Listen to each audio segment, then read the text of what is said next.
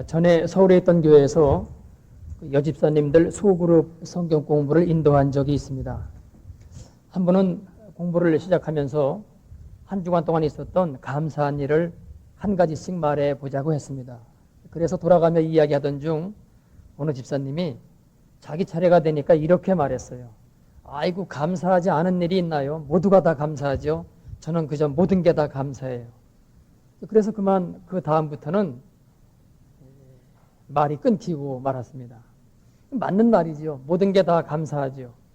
다만 여기서는 그 중에 한 가지씩 대표적인 사항을 서로 이야기해 보자고 한 것인데 그만 정답을 불쑥 내어놓는 바람에 판이 깨지고 만 겁니다. 그렇습니다, 여러분. 사실 감사에는 조건이 없습니다. 성경이 말하고 있는 감사는 조건이 없습니다. 무조건이에요. 바로 이것이 세상이 말하고 있는 감사와 우리의 감사의 다른 점입니다.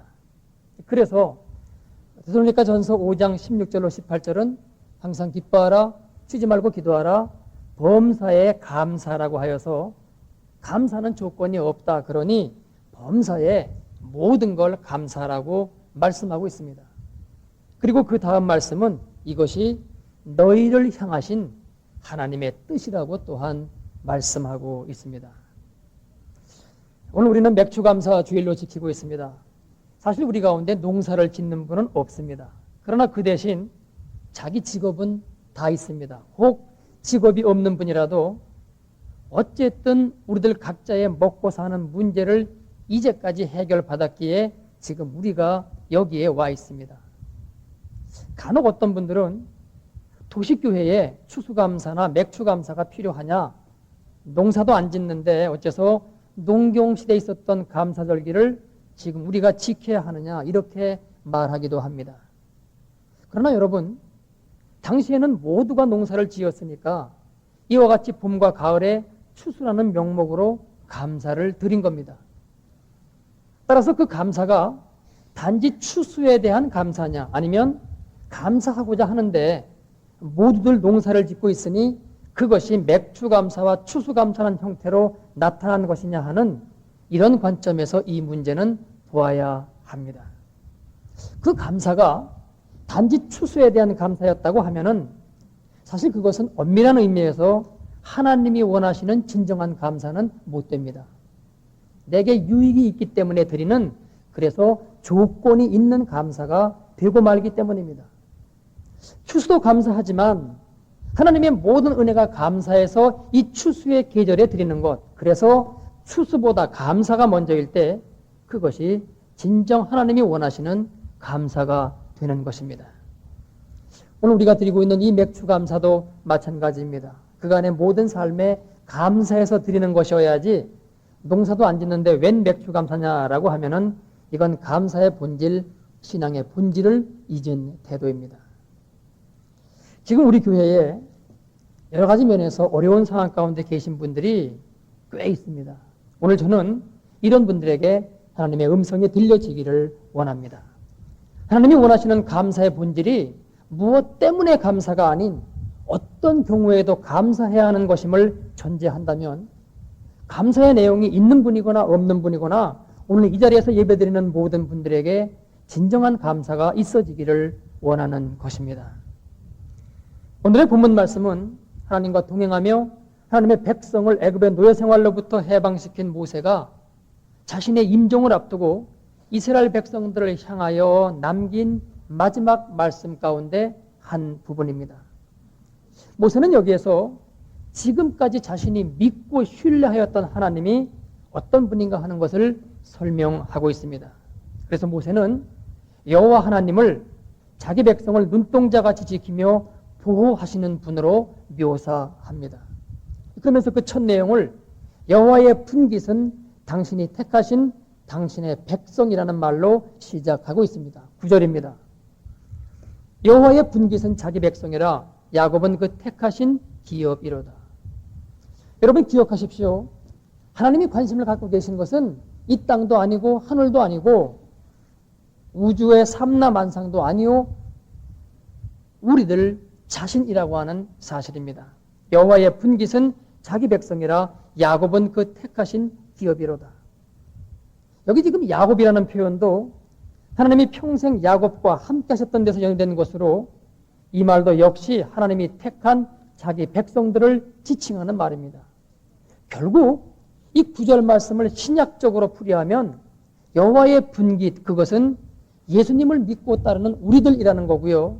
또한 우리들이 곧 당신의 기업이라는 말이 됩니다. 그만큼 우리를 사랑하사 우리에게 당신의 온 마음을 두고 계시다는 뜻이죠. 그래서 이렇게 당신 자신처럼 사랑하시는 우리를 어떻게 불러내셨고 어떻게 지키십니까? 10절 말씀입니다. 여호와께서 그를 황무지에서 짐승의 부르짖는 광야에서 만나시고 호위하시며 보호하시며 자기 눈동자같이 지키셨도다. 우리를 황무지에서 짐승이 부르짖는 광야에서 만나시고 호위하시며 보호하셨다고 합니다. 우리 국토에는 이런 광야가 없습니다만 서부 영화 같은 것을 보면은 끝없는 광야가 펼쳐져 있죠. 유구족이 살고 있는 곳을 기차나 버스로 찾아갈 때에도 이런 광야를 지납니다. 나무 하나 없이 풀도 푸른 색깔이 아닌 이상하게 거무틱틱한 색깔의 들풀만이 이곳저곳 듬성듬성 있을 뿐입니다. 그런데 거기에도 짐승들은 있습니다. 그런데 그런 광야에서 하나님은 우리를 만나주셨다고 지금 본문은 말씀하고 있습니다. 물론 모세가 인도한 이스라엘 백성들이 실제로 광야를 지났으니까 이런 말이 나온 거죠. 그러나 하나님이 왜 그들을 광야로 인도하셨습니까? 너희의 인생길이 광야처럼 위태한 것이라는 의미에서 광야를 지나게 하신 것이죠. 그렇습니다. 우리가 사는 이 사회가 얼마나 위태로운 것입니까?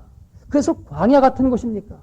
눈 감으면 코베에 간다는 말 그대로 제각기 자기 유익만을 취하고자 하는 것이 이 사회이므로 공통된 룰을 떠나서 자기의 주장과 자기의 억지를 갖고 덤벼들여 서로 싸우는 것이 이 세상입니다. 그런 와중에 마음 약한 사람은 상처를 받을 수밖에 없고 정직한 사람은 손해를 볼 수밖에 없으며 바른 사람은 모함을 당하여서 쓰러뜨림을 당할 수밖에 없는 곳, 바로 이것이 황무지 같고 광야 같은 이 세상입니다. 그런데 이러한 곳에서 하나님이 우리를 자기 눈동자같이 지키셨다고 지금 본문은 말씀하고 있습니다.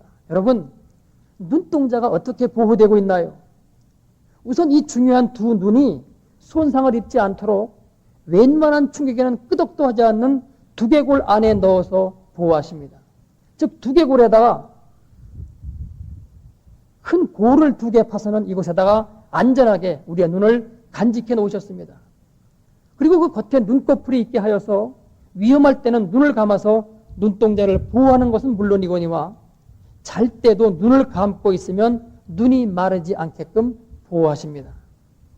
또 눈썹이 있어서 이마에 송골송골 맺히는 땀이 무의식 중에 눈으로 흘러 들어가는 것을 막아주고 있으며 뿐만 아니라 코 안에는 아주 가는 관들이 있어서 눈을 세척하고 나오는 이물들을 코로 빠지게끔 만들어 놓으셨습니다. 여러분, 이만하면 하나님이 우리의 눈동자를 얼마나 소중히 보호하고 계신지 아시겠지요. 그런데 하나님이 우리를 이렇게 소중하게 보호하고 계시다는 겁니다. 그래서 이 말씀대로라면 우리에게 아무런 어려운 일이 일어날 것 같지를 않습니다. 일어나면 안 되겠죠. 우리를 그냥 눈동자도 아니고 당신의 눈동자처럼 보호하며 지키시는데 어떻게 우리에게 고난과 환난과 역경이 닥칠 수가 있겠습니까? 그렇다면 그것은 우리를 당신의 눈동자처럼 지키시는 것이라고 볼 수 없겠지요. 그런데 아닙니다. 당신의 눈동자처럼 보호하시는 그 보호하심 속에는 우리가 이해하기 어려운 이상한 형태의 보호하심이 있습니다. 11절로 12절입니다. 마치 독수리가 그 보금자리를 어지럽게 하며 그 새끼 위에 너풀거리며 그 날개를 펴서 새끼를 받으며 그 날개 위에 그것을 엎는 것 같이 여호와께서 홀로 그들을 인도하셨고 함께한 다른 신이 없었도다. 먼저 뒤쪽에 12절 말씀부터 봅니다. 여호와께서 홀로 그들을 인도하셨고 함께한 다른 신이 없었도다. 이스라엘 백성들을 인도해냄에 있어서 다른 신이 개입하지를 않았습니다. 오직 하나님만이 이스라엘 백성들을 인도해내셨습니다. 그런데 그 인도하심의 내용이 참으로 묘합니다. 11절입니다. 마치 독수리가 그 보금자리를 어지럽게 하며 그 새끼 위에 너풀거리며 그 날개를 펴서 새끼를 받으며 그 날개 위에 그것을 엎는 것 같이 이런 형태로 여호와 하나님이 이스라엘 백성들을 인도하셨다는 것입니다. 이제 우리가 오늘 살펴볼 내용입니다. 여러분, 독수리의 둥우리는 사람이나 다른 짐승의 발길이 결코 닿을 수 없는 높은 절벽 위에 위치합니다.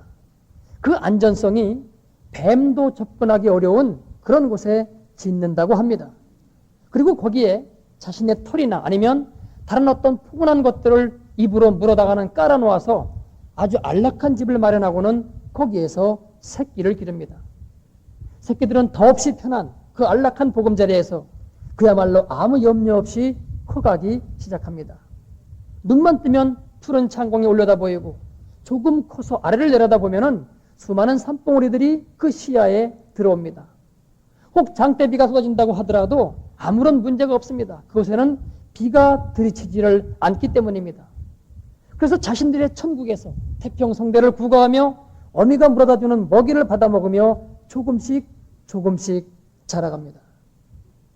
그러던 어느 날 어미 독수리가 갑자기 그 태도를 돌변합니다. 그때까지 금미야 오기야 하며 보살피던 그 태도를 확 바꿔 새끼들을 들볶기 시작합니다. 그래서 날개를 계속 새끼 가까이서 펄떡거리면서 새끼들을 밖으로 밀어냅니다. 그래도 움직이지 아니하면 입으로 새끼들을 쪼아서 밖으로 몰아내기도 합니다. 조리학자들의 연구에 의하면 어떤 때는 보금자리에 있는 그 깃털이나 포근한 것들을 입으로 하나하나 떼어내기도 한다고 합니다. 그래서 찬 돌바닥이 드러나게끔 한다는 거죠. 또 어떤 때는 가시나무 가지를 둥우리에 집어넣어 가지고선 내어몰기도 한다고 합니다. 그래서 어떻게 해서든지 새끼들이 절벽 끝으로 나가게끔 만들어 버립니다. 새끼들은 영문을 모릅니다. 어미새의 이 돌변한 모습을 이해할 수가 없습니다. 그러나 결국은 힘에 밀려서 절벽 끝으로 나앉지 않을 수가 없습니다. 바로 이것이 11절에 마치 독수리가 그 보금자리를 어지럽게 하며 이렇게 기록한 내용입니다. 그런데 여러분, 하나님도 우리를 이렇게 다루시는 경우가 있음을 아십니까? 그리고 이런 다루심에 대해서 지금 성경은 이것이 여호와 하나님이 우리를 보호하시며 인도하시는 선한 손길이라고 말씀하고 있는 것입니다. 우리를 위험과 고통 가운데 밀어 넣으면서 말입니다. 그래서 우리도 어린 새끼 독수리들처럼 왜 이런 일이 일어나는 건지 도무지 이해할 수가 없습니다. 그래서 보통은 이렇게 생각합니다. 하나님이 아마 나와 함께하지 아니하시는가 보다. 또는 하나님이 내게 벌을 주고 계신가 보다. 왜냐하면 우리가 아무도 100% 온전하게 신앙생활을 하고 있지 못하기 때문입니다. 그러나 아닙니다. 하나님의 사랑의 손길이 바로 거기에 있습니다. 사람은 본능적으로 변화를 싫어합니다. 현 상태에서 그대로 편안히 안주하려고 하는 것이 인간의 본능입니다. 특별히 그 상황이 편하고 안락할수록 이런 경향이 더하지요. 그러나 하나님이 우리에게 원하시는 것은 이 땅의 편안한 생활이 아닙니다. 여러분, 이것을 분명히 기억하세요. 이 땅의 안락함이 아닙니다. 주님과 함께 동행하는 삶 가운데 선으로서 악을 이기는, 그래서 궁극적인 승리를 내 것으로 하라고 하는 것이 그분이 끊임없이 우리에게 요구하고 있는 우리의 본분입니다. 그래서 편안하고 안락하였던 우리의 삶에 어느 날 갑자기 문제들이 터지기 시작합니다.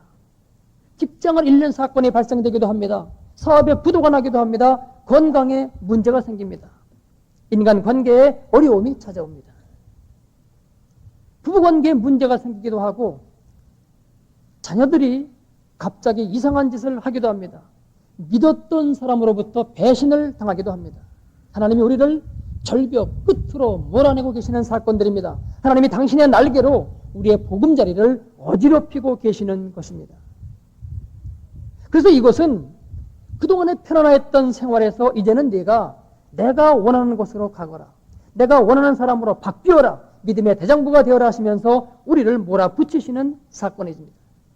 믿는다고는 하지만 사실은 믿음 가운데 서 있지 않았던 그래서 영적으로 잠들어 있던 우리를 깨우사 생명의 길로 인도하기 위해서 하나님은 이렇게 하지 아니할 수가 없으신 것입니다. 사실 이것은 당하는 사람의 입장에서는 시련입니다. 고난입니다. 불행입니다. 그래서 누구도 이 시련 가운데 들어가고 싶어하는 사람은 한 명도 없습니다. 그래서 하나님은 이러한 실제 상황을 어느 날 갑자기 현실의 문제로 우리 앞에 터뜨리십니다. 피할 길을 주지 아니하십니다.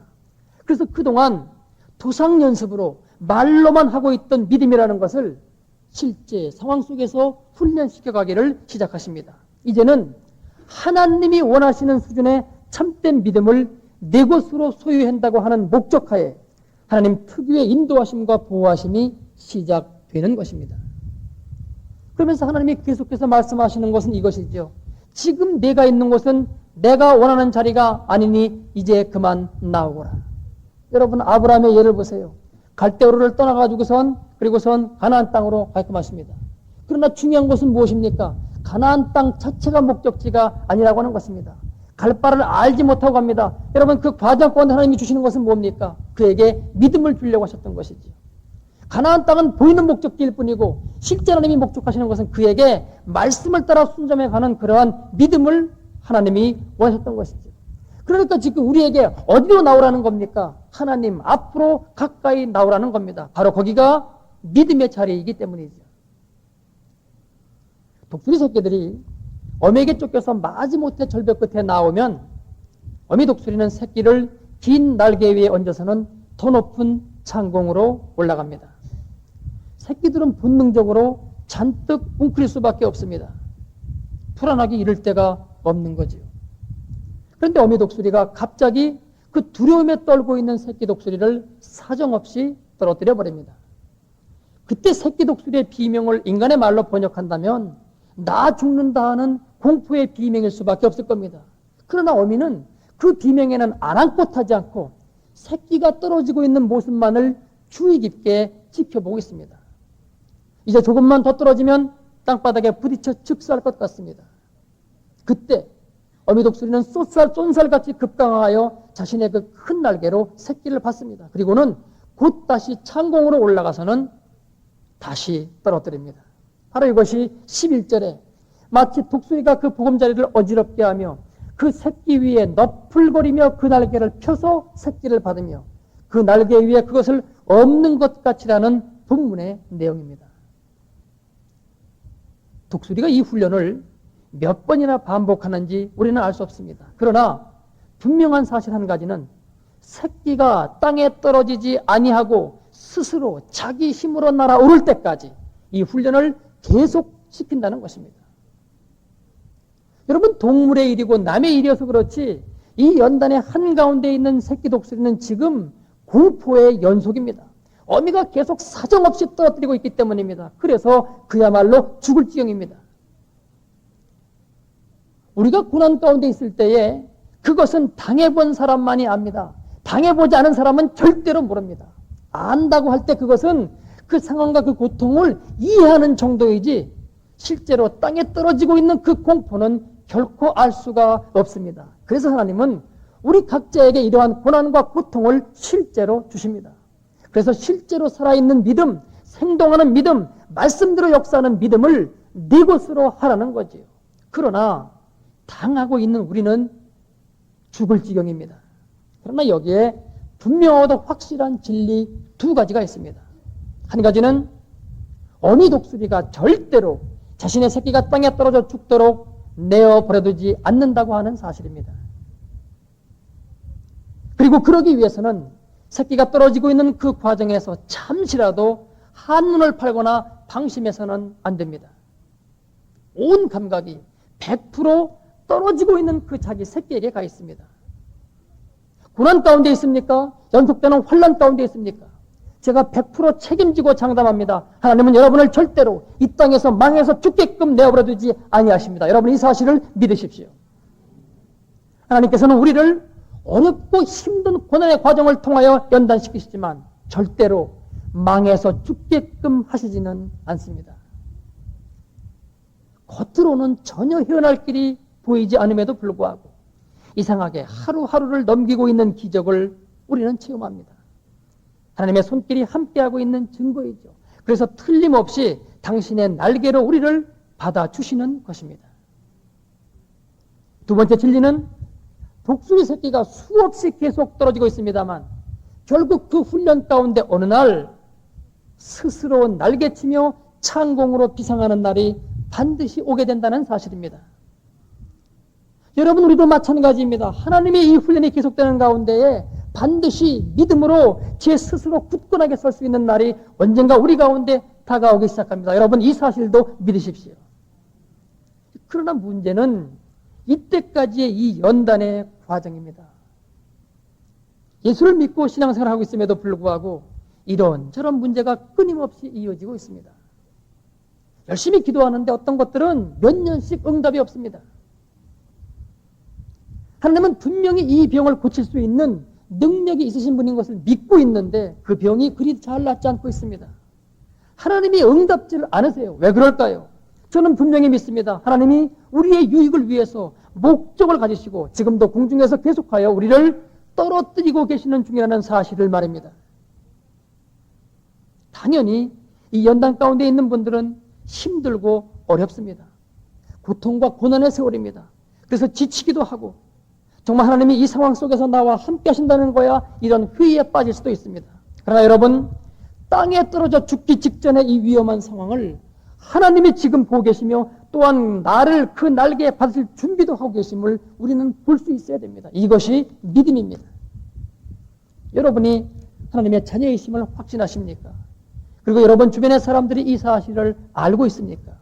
그런데 그 하나님의 자녀가 망해서 죽어버린다면 하나님의 체면이 어찌 되겠습니까? 만일 독수리 새끼가 땅에 떨어져 죽어버린다고 한다면 그 어미 독수리의 체면은 어찌 되겠습니까? 뿐만 아니라 그 비통함과 슬픔을 어찌 감당할 수가 있을까요? 독수리같이 하찮은 날짐승도 결코 그런 실수를 저지르는 법이 없거늘 하물며 만군의 여호와 하나님께서 이런 실수를 하실 수가 있을까요? 그래갖고 비통함 가운데 젖어드실 수가 있을까요? 아닌 것입니다.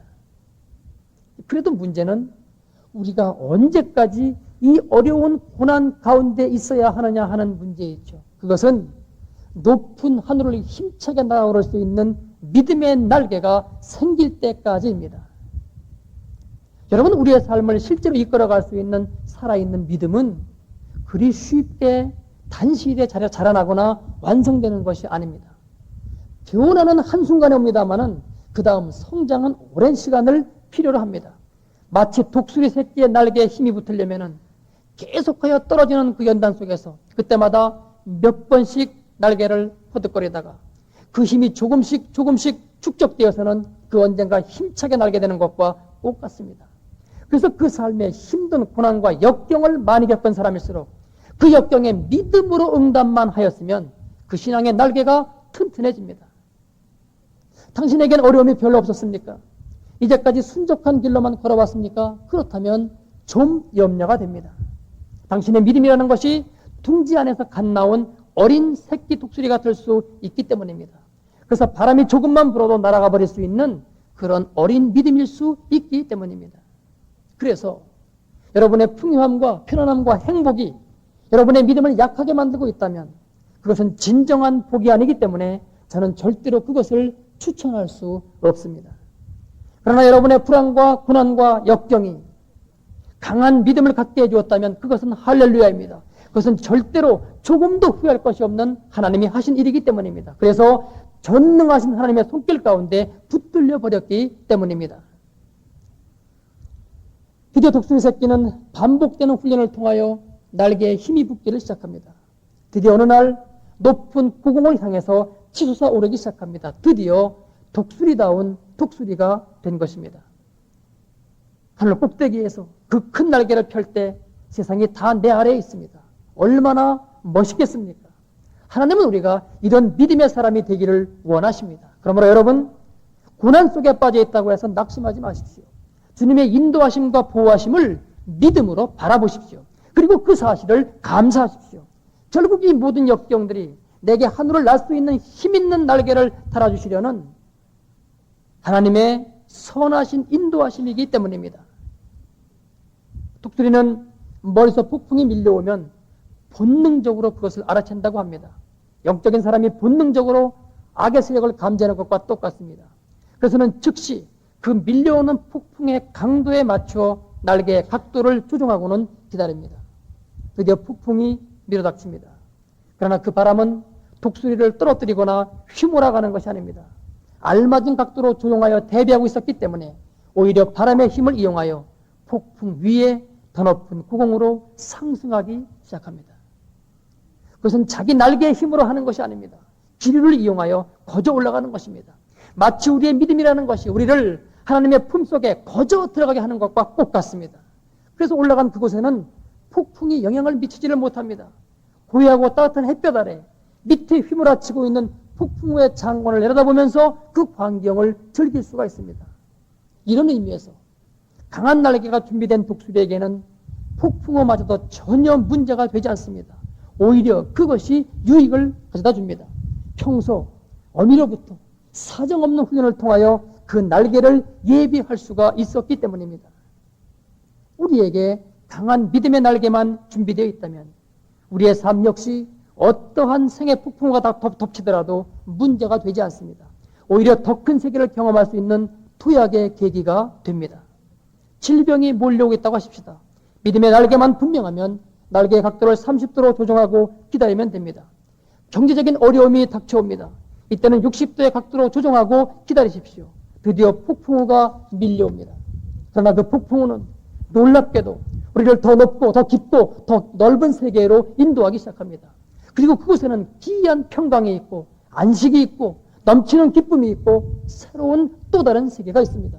그동안의 삶 속에서는 전혀 경험해보지 못했던 그런 경이로운 세계가 나타나기 시작합니다. 그래서 우리의 속 깊은 곳에서 희열이 터져나오며 찬양이 터져나오기 시작합니다. 하나님이 우리가 싫어하여 하며 두려워하는 고난의 방법을 사용하여 우리를 연단시키시는 이유가 바로 여기에 있습니다. 여러분, 오늘 진정 감사의 마음으로 이 맥주감사 예물을 드리고 있습니까? 삶이 너무 고달퍼서요? 아닙니다. 아무리 삶이 고달프고 힘들더라도 결코 낙심하거나 절망하지 마십시오. 거기에 하나님의 인도하시며 보호하시는 손길이 있습니다. 이제는 더 이상 안 돼. 나는 그 땅에 부딪혀 죽게 될 거야 하는 그때 바로 거기에 하나님의 그 든든하고 널찍한 날개가 우리를 떠받치기 시작합니다. 바로 이것이 하나님 우리를 고난 가운데 인도하며 보호하사 우리의 믿음을 연단시키시는 하나님 고유의 특유한 사랑의 방법입니다. 그래서 그 인도하심에 감사하여 우리에게 강한 믿음의 날개가 생기기만 하면, 그래서 고공을 향하여 솟아오르기만 하면 그때는 기이하고 놀라운 하나님의 나라가 보이기 시작합니다. 그래서 성경은 말씀하고 있습니다. 범사에 감사하라. 이는 너희를 향하신 하나님의 뜻이니라. 감사에는 이유가 없습니다. 기도드리겠습니다. 아버지, 진실로 감사를 드립니다. 우리의 삶 가운데 참으로 모르는 부분이 많고 이해할 수 없는 그런 부분이 많은데 우리에게 말씀을 주사 아버지 그것들을 다 깨닫게 하시며 말씀 가운데 구할 수 있도록 인도하심을 감사합니다. 오늘의 말씀 가운데 아버지 우리에게 닥치고 있는 환난과 고난과 역경이 주님의 사랑의 손길에만 보게끔 하셨고, 그래서 우리가 믿음으로 받고 감사함으로 나아가면 아버지 놀라운 세계를 허락하실 것을 말씀하셨사오니 오늘 우리의 온 교대 이 말씀을 믿음으로 받고 나아갈 수 있도록 역사하여 주옵소서. 주님의 놀라운 손길 가운데 붙들림 받을 수 있기를 원하고 놀라운 주님의 세계를 아버지 볼 수 있기를 원하오니 주님 역사하여 주옵소서. 예수님의 이름으로 감사하며 기도드리옵나이다. 아멘.